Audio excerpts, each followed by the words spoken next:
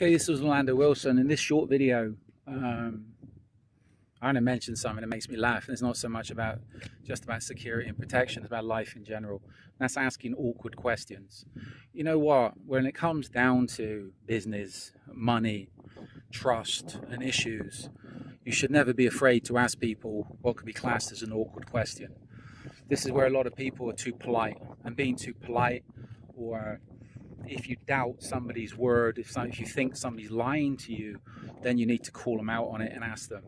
You need to clarify situations.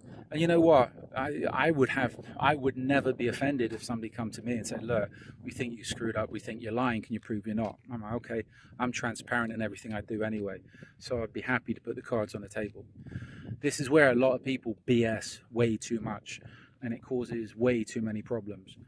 So this is where I think one thing, especially with the Brits, old school Brits culture, was you're always very polite. You don't ask awkward questions, etc. You always take people's word, and you know what? Times have changed. You can't do that.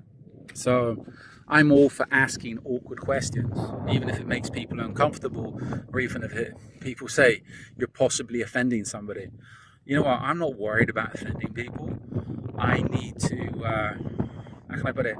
When working, I need to get jobs done. And to do that, or to clarify something, I need to offend somebody. You know what? Somebody's going to get offended.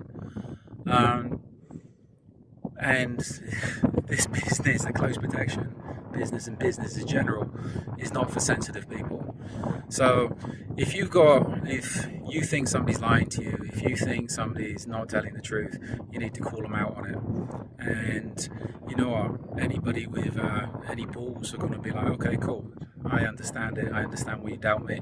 So the proof is in the pudding. I'll put the cards on the table. If people get offended, and I've heard this how many times, I don't believe you, don't believe me.